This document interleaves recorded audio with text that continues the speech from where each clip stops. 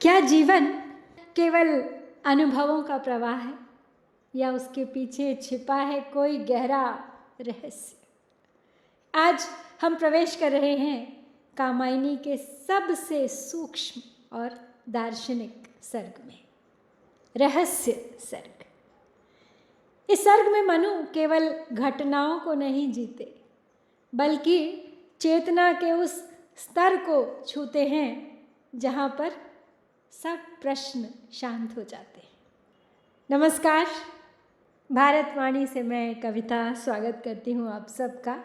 महाकवि जयशंकर प्रसाद रचित महाकाव्य कामायनी पर आधारित मेरी इस श्रृंखला में आज हम पढ़ेंगे रहस्य सर्ग के पहले 9 पद और समझेंगे उनके भीतर छिपे उस सत्य को जो जीवन, मन और आत्मा तीनों को एक सूत्र में बांध देता है।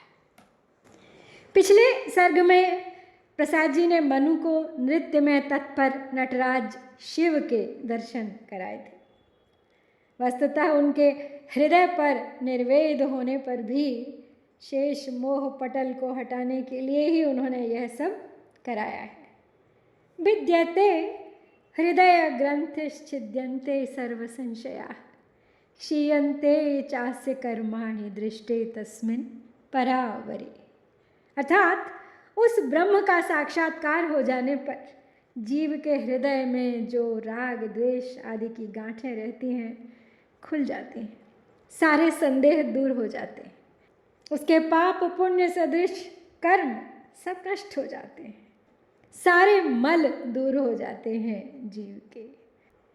एको व्यापी शिवो अहम, शिव शिव मैं, नास्ति चान्यो द्वितीया। अर्थात मैं अकेला सर्वव्यापक शिव ही हूँ।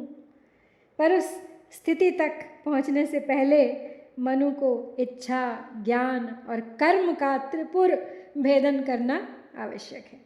इसलिए प्रस्तुत सर्ग में श्रद्धा द्वारा उन्हें त्रिपुर रहस्य बताए जाने का वर्णन है। तो चलिए प्रारंभ करते हैं। ऊर्ध्व देश उस नील तमस में स्तब्ध हो रही अचल हिमानी, पथ थक कर है लीन चतुर्दिक देख रहा वह गिरि अभिमानी। दोनों पथिक चले हैं कब से ऊंचे ऊंचे चढ़ते चढ़ते, श्रद्धा आगे मनु पीछे थे, साहस उत्साही से बढ़ते। ऊर्ध्व देश उस नील तमस में स्तब्ध हो रही अचल हिमानी, पथ थक कर है लीन चतुर्दिक देख रहा वह गिरि अभिमानी। दोनों पथिक चले हैं कब से ऊंचे ऊंचे चढ़ते चढ़ते, श्रद्धा आगे मनु पीछे थे, साहस उत्साही से बढ़ते। पिछले सर्ग के अंत में ये दिखाया गया था कि मनु ने श्रद्धा से उन्हें नटेश के चरणों तक पहुंचाने का अनुरोध किया था कि मुझे ले चलो श्रद्धे वहाँ उन्हीं चरणों की छाया में। उसके अनुसार वे दोनों शिव के निवास कैलाश पर्वत की ओर बढ़ चले। अब उसी यात्रा का वर्णन करते हुए प्रसाद जी कह रहे हैं कि श्रद्धा और मनु अब तक बहुत ऊंचे क्षेत्र में, ऊर्ध्व क्षेत्र में पहुंच गए थे, जहाँ की गहरा अंधेरा सा छाया हुआ था, नील तमस अंधकार। चारों ओर अपार हिमराशि स्थायी रूप से जमी हुई थी, जो कि पर्वत की ही भांति अडिग बन गई थी। भला उस ऊंचाई से कभी बर्फ पिघलती है क्या? कहा जाता है कि अधिक ऊंचाई पर वायु की गति भी मंद हो जाती है और वो बहुत क्षीण हो जाती है। उसी प्रकार हिमराशि भी स्थिर और निश्चेष्ट हो रही थी। मार्ग भी वहाँ तक चलकर मानो थक कर लुप्त हो गए थे। अपनी ऊंचाई का अहंकार करके सिर ऊंचा उठाता हुआ वह पर्वत हिमालय चारों दिशाओं में मानो दृष्टि घुमाकर देख रहा था। वो गिरि अभिमानी, जैसे कोई अपनी शक्ति का अहंकारी गर्व से सिर ऊंचा करके व्यंग दृष्टि से चारों ओर देखता है और चुनौती देता है कि आए कोई प्रतिस्पर्धी मुझसे भिड़ने।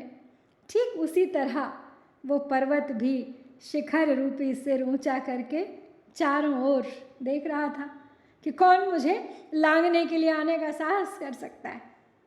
लेकिन फिर भी वो दोनों, मनु और श्रद्धा, कितने समय से चल रहे थे। चलते चलते उस ऊंचे शिखर की ओर आरोहण करते जा रहे थे, कहीं रुकने का नाम न लेते थे। श्रद्धा मार्गदर्शक बनी आगे आगे चल रही थी और मनु पीछे पीछे बड़े साहस के साथ, बड़े उत्साह के साथ आगे बढ़ते जा रहे थे। यहाँ पे साधना, एक अप्रस्तुत साधना का पक्ष दिखाया गया है। मनु एक साधक की भांति है और जब मन में साधना बलवती हो तो फिर कोई रोक नहीं सकता उसे। वो कठिन से कठिन सीढ़ियाँ पार करता आगे बढ़ता जाता है और जन्म जन्मांतर तक उसकी साधना चलती रहती है। और यदि फिर पथ प्रदर्शक साथ हो जो मार्ग दिखाता जाए, तो श्रद्धा यहाँ पे पथ प्रदर्शक मनु की, गुरु की प्रतीक है जो उन्हें सिद्धि के मार्ग पर ले जा रही है। पवन वेग प्रतिकूल उधर था, कहता फिर जा अरे बटोही, किधर चला तू मुझे भेद कर, प्राणों के प्रति क्यों निर्मोही, छूने को अंबर मचली सी, बढ़ी जा रही सतत ऊंचाई, विक्षत उसके अंग प्रकट थे, भीषण खड्ड भयंकर खाई। पवन वेग प्रतिकूल उधर था, कहता फिर जा रे बटोही, किधर चला तू मुझे भेद कर, प्राणों के प्रति क्यों निर्मोही, छूने को अंबर मछली सी बढ़ी जा रही सतत ऊंचाई, विक्षत उसके अंग प्रकट थे, भीषण खड्ड भय करी खाई। मार्ग की दुर्गमता का वर्णन कर रहे हैं यहाँ पे प्रसाद जी। कहते हैं कि एक ओर तो हिमालय पर्वत की कठिन चढ़ाई थी और दूसरी ओर वायु, पवन वेग प्रतिकूल था, विपरीत दिशा में तीव्र गति से चल रही थी। मानो बार बार वो कह रही थी मनु से कि अरे ओ यात्री, कहाँ बढ़ा चला जा रहा है, तू लौट जा, फिर जा अरे बटोही, तू अपने प्राणों का मोह क्यों छोड़ बैठा है, यहाँ तेरे जीवन के चले जाने का भय है, अर्थात मृत्यु का भय है, क्यों अपनी मौत को बुला रहा है। उस पर्वत शिखर की ऊंचाई समाप्त होने का नाम ही नहीं ले रही थी। जो जो बढ़ते जा रहे थे त्यों त्यों और कठिनता भी बढ़ती जा रही थी, मानो वह चंचलता के कारण आकाश को छूने के लिए उछल रही थी। और इसी प्रयत्न में उसके अंग प्रत्यंग कटफट गए थे, क्योंकि बीच में जहाँ तहाँ गहरे गड्ढे और डरावनी खाइयाँ प्रत्यक्ष दिखाई दे रही थी और उस मार्ग की भीषणता को और अधिक बढ़ाती जाती थी। रवि कर हिमखंडों पर पड़कर, हिम कर कितने नए बनाता, द्रुत तर चक्कर काट पवन भी फिर से लौट वहीं आ जाता। नीचे जलधर दौड़ रहे थे, सुंदर सुर धनु माला पहने, कुंजर कलभ सदृश ठिलाते, चमकाते चपला के गहने। रविकर हिमखंडों पर पढ़कर हिमकर कितने नए बनाता। द्रुततर चक्कर काट पवन भी फिर से लौट वहीं आ जाता। नीचे जलधर दौड़ रहे थे, सुंदर सुरधनु माला पहने, कुंजर कलभ सदृश इठलाते, चमकाते चपला के गहने। तो मार्ग तो कठिन है ही, उसी मार्ग की कठिनाई का फिर से वर्णन करते हुए कहते हैं प्रसाद जी कि सूर्य की किरणें बड़ी बड़ी बर्फीली चट्टानों पे पड़कर असंख्य नए चंद्रमाओं का निर्माण कर रही थी। तात्पर्य यही है कहने का कि बर्फ की शिलाओं पर पड़ी सूर्य रश्मियाँ चंद्रबिंब की सी चमक उत्पन्न कर रही थी। पर्वत की ऊंची भूमि पर वायु तीव्र गति से चलती तो थी, परंतु आगे मार्ग अवरुद्ध होने से लौटकर उसी स्थान पर आ जाती, जैसे ऊंचाई पर चढ़ती सवारी घूमकर उसी स्थान की सीध में आ जाती है। पहाड़ों के रास्ते देखे होंगे ना, कैसे घुमावदार हैं। वहाँ से नीचे अंतरिक्ष में मेघ रंग बिरंगे इंद्रधनुषों से चमकते हुए और बिजली के भूषणों की शोभा प्रदर्शित करते तथा हाथी के बच्चों की भांति इठलाते हुए इधर से उधर दौड़ते हुए से दिखाई दे रहे थे। यहाँ पे कवि की एक बहुत ही सूक्ष्म पर्यवेक्षण शक्ति देखने को मिलती है। उन्होंने अवश्य ही पर्वतीय प्रदेशों की बहुत यात्रा की होगी, जहाँ चक्करदार सड़क होने के कारण गाड़ियाँ एक ही बिंदु पे घूमती रहती हैं, वायु भी उसी तरह से चक्कर काटती रहती है, और सूर्य की तो एक बड़े ही कुशल कारीगर के रूप में व्यंजना की गई है कि वो बर्फ़ के खंडों को छूता है तो उसे सैकड़ों चंद्र खड़े कर देता है। वायु पथिक का सा व्यवहार कर रही है और जलधर यानी बादल कुंजर कलभ यानी हाथी के बच्चों जैसा व्यवहार कर रहे हैं, खेलते कूदते इधर उधर भागे चले जा रहे हैं। भाषा का सौंदर्य कितना बढ़ा दिया है इन उपमाओं और रूपकों ने। प्रवहमान थे निम्न देश में, शीतल शत शत निर्झर ऐसे, महाश्वेत गजराज शुंड से, बिखरी मधु धाराएं जैसे, हरियाली जिनकी उभरी वे समतल चित्र पटी से लगते, प्रतिकृतियों के बाह्य रेख से स्थिर नद जो प्रतिपल थे भगते, लघुतम वे सब जो वसुधा पर ऊपर महाशून्य का घेरा, ऊंचे चढ़ने की रजनी का यहाँ हुआ जा रहा सवेरा।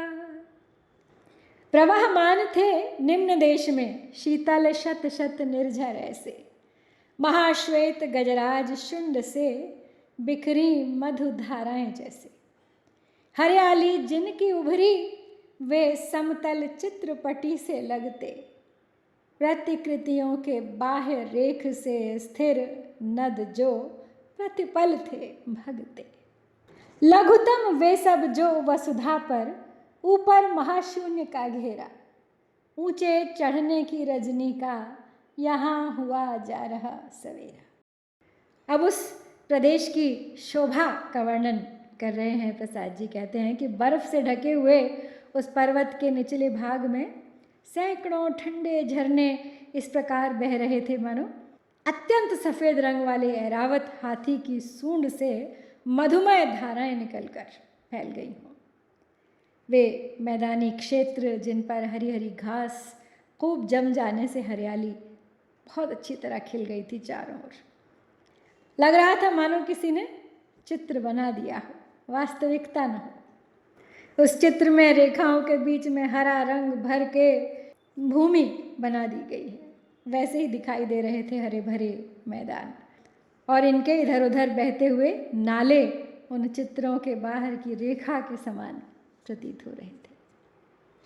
तो यहाँ पे कवि यही कहना चाहते हैं कि मनु और श्रद्धा बहुत अधिक ऊंचाई पर चढ़ चुके थे, जहाँ से निचले प्रदेशों की शोभा भांति भांति की दिखाई दे रही थी। इंद्र के हाथी का नाम ऐरावत है, जिसका श्वेत वर्ण होता है, और गजराज ऐरावत को ही कहा जाता है। तो पहाड़ों से बहते हुए उन झरनों को देखिए, कितना सुंदर ऐरावत का रूपक दिया है उसकी सूंड से निकलती हुई मधुमय धाराओं का। तो मनु और श्रद्धा बहुत ऊंचाई पे तो चढ़ ही चुके हैं, अब वहाँ बराबर भूमि थी। अधिक ऊंचाई से नीचे देखने पे वहाँ की बड़ी बड़ी वस्तुएं भी छोटी छोटी दिखाई दे रही थी। ऊपर देखते थे तो अनंत आकाश का घेरा था, अर्थात ऊपर नीचे अभाव ही अभाव प्रतीत हो रहा था। अब तक ऊंचा चढ़ते जाने की जो क्रिया थी वो एक रात्रि थी, जिसका प्रभात अर्थात अंत होने जा रहा था। तो तात्पर्य यही था कि बस लगता है अब लगभग हम पहुंच गए हैं, अब और ऊपर चढ़ने की आवश्यकता नहीं रह गई है। लेकिन मनु बेहद थक चुके हैं, और यहाँ पे आवश्यकता की बात नहीं, मनु के भीतर तो ऊपर चढ़ने की सामर्थ्य भी नहीं रह गई है। कहाँ ले चली हो अब मुझको श्रद्धे, मैं थक चला अधिक हूँ, साहस छूट गया है मेरा, निस्संबल भग्नाश पथिक हूँ। लौट चलो इस वात चक्र से, मैं दुर्बल अब लड़ ना सकूँगा, श्वास रुद्ध करने वाले इस शीत पवन से हट ना सकूँगा। मेरे हाँ वे सब मेरे थे, जिनसे रूठ चला आया हूँ, वे नीचे छूटे सुदूर, पर भूल नहीं उनको पाया हूँ। कहाँ ले चली हो अब मुझको श्रद्धे, मैं थक चला अधिक हूँ, साहस छूट गया है मेरा, निस्संबल भग्नाश पथिक हूँ। लौट चल इस वात चक्र से, मैं दुर्बल अब लड़ न सकूँगा, श्वास रुद्ध करने वाले इस शीत पवन से अड़ न सकूँगा। मेरे हाँ वे सब मेरे थे, जिनसे रूठ चला आया हूँ, वे नीचे छूटे सुदूर, पर भूल नहीं उनको पाया हूँ। अब बहुत अधिक ऊंचाई पे जब पहुंच जाते हैं तो वायु भी थोड़ी पतली हो जाती है, वायु का वेग भी थोड़ा रुद्ध हो जाता है, रुका हुआ सा हो जाता है, सांस लेना कठिन हो जाता है। तो मनु चढ़ते चढ़ते थक गए हैं, सांस रुकने से घबरा गए हैं, और इसी कारण बस हिम्मत हार के श्रद्धा से कह रहे हैं कि हे श्रद्धे, तुम मुझे कौन से स्थान पर ले जा रही हो जो इतना अधिक दूर है। क्योंकि जहाँ से वो देख रहे थे, जब नटेश को नृत्य करते देखा था, तो वो दूरी उन्हें अधिक नहीं लग रही थी, लेकिन जब चलते हैं वास्तविक दूरी का तो तभी पता चलता है। तो कहते हैं मैं तो चलता चलता थक गया हूँ, अब आगे चलने का साहस मुझ में नहीं रहा। मेरी दशा उस यात्री की सी हो गई है जिसका पाथेय समाप्त हो गया हो और लक्ष्य तक पहुँचने की आशा भी टूट गई हो। इसलिए यहाँ जो ठंडी हवा चल रही है, इसमें तो अब सांस भी रुक रही है, इसके आगे टिकना मेरे लिए संभव नहीं है। घबरा गए हैं मनु उस यात्रा से। साथ ही वहाँ तक आते आते उनके हृदय की जो प्रतिहिंसा की अग्नि थी वो भी बुझ चुकी है, और सबके प्रति अब धीरे धीरे आत्मीयता की भावना जाग रही है। उसी से प्रभावित होकर अब वो कहते हैं कि मैं जिनसे रूठकर यहाँ आया हूँ वो कोई और नहीं, वास्तव में मेरे अपने ही थे। मैं उनसे बहुत दूर आ गया और वे नीचे ही रह गए, लेकिन मुझे अभी भी सब स्मरण है, सब याद है, मैं उन्हें भूल नहीं सका। अब पीछे किस किस को छोड़ आए हैं मनु? सबसे ज़रूरी तो अपने पुत्र को छोड़ के आए हैं, मानव को, फिर इड़ा को, और फिर सारस्वत प्रदेश के वासियों को। तो बस उन्हीं सबको याद कर रहे हैं, और श्रद्धा तो उनके साथ ही हैं। क्योंकि अब आगे चलने की हिम्मत नहीं है, तो सब पिछला उन्हें याद आ रहा है। तो पहले कहा था कि मनु की स्थिति एक ऐसे साधक की है जिसके मानसिक विकार पूर्ण रूप से शांत नहीं हुए अभी। नटराज के दर्शन से उनके अंतर में प्रकाश पैदा हो गया है। वे उनकी शरण में पहुंचने को उन्मुख हुए। कैलाश की यात्रा वस्तुतः साधक की इष्ट देव को पाने की साधना है। उसमें होने वाले कष्ट से वो घबरा के साधना छोड़ने को उद्यत हो गए। पीछे श्रद्धा से लौट चलने का अनुरोध इसी बात का लक्षण है कि उनकी साधना में खलल अब पड़ रहा है। परंतु इतनी यात्रा हुई भी निष्फल नहीं जा सकती। न ही कल्याण कृत कश्चित दुर्गति तात गच्छति। इस गीता वचन के अनुसार उसका ही यह प्रभाव है कि मनु के अंतर का द्वेष, सब कलुष जो है वो द्वेष का, वो धुल गया है और वे फिर से सारस्वत प्रदेश के वासियों को फिर से अपना मानने लगे हैं। यह विश्वास भरी स्मृति निश्चल श्रद्धा मुख पर झलक उठी थी। सेवा कर पल्लव में उसके कुछ करने को ललक उठी थी। दे अवलंब विकल साथी को कामायनी मधुर सर बोली। हम बढ़ दूर निकल आए अब करने का अवसर न ठिठोली। यह विश्वास भरी स्मित निश्चल श्रद्धा मुख पर झलक उठी थी। सेवा कर पल्लव में उसके कुछ करने को ललक उठी थी। दे अवलंब विकल साथी को कामायनी मधुर स्वर बोली। हम बढ़ दूर निकल आए अब करने का अवसर न ठिठोली। तो मनु की घबराहट भरी वाणी सुन के श्रद्धा ने उन्हें सहारा दिया और कहा, श्रद्धा के मुख पर तो पहले की भांति आशा और विश्वास दिखाई दे रहा है। पूर्ण कपटहीन शुद्ध भावना की मुस्कान दिखाई दे रही है। उनके किसलय कोमल हाथ कुछ सेवा करने के लिए फड़कने लगे थे।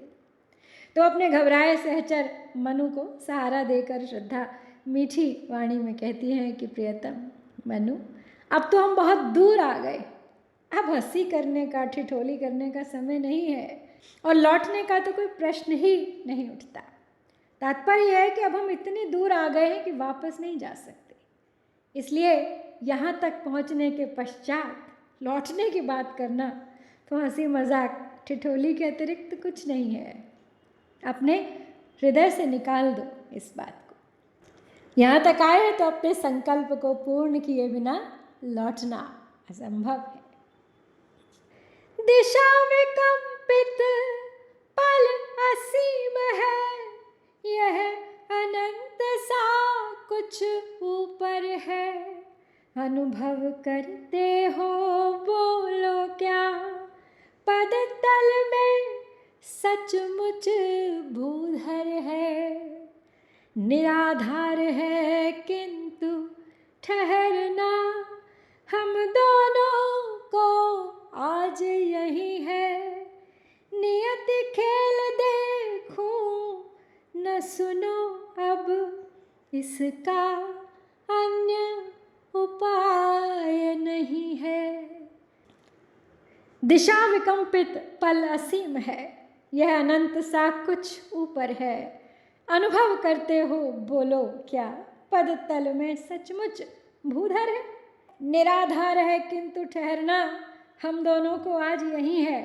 नियति खेल देखूं न सुनो, अब इसका अन्य उपाय नहीं है। तो श्रद्धा समझाते हुए कहती है मनु को, ढाढ़स बंधाते हुए, हिम्मत दिलाते हुए कि यहाँ दिशाएं कांप रही हैं और पल अर्थात समय भी अनंत है। अर्थात देश और काल का विभाजन यहाँ पर समाप्त है। केवल ऊपर असीम विस्तार वाला कुछ हमारे ऊपर छाया हुआ है। अपने पैरों के नीचे तुम क्या समझ रहे हो? क्या वहाँ पर्वत की स्थिति सचमुच लग रही? अर्थात ऐसे स्थान पर है जहाँ न देश काल का ज्ञान हो रहा है, ना ऊपर नीचे कुछ सहारा ही है। इसी प्रकार हम सर्वथा अधर में होते, परंतु आज हम आगे नहीं जा सकते, हमको यहीं पर ठहरना होगा। आगे बढ़कर कहीं नियति या प्राकृतिक शक्ति का कोई विलास अर्थात कोई उत्पात न देखना पड़े, तो इस स्थिति से बचने का कोई और मार्ग नहीं है। कल्याण इसी में है कि हम आज यहीं विश्राम करें।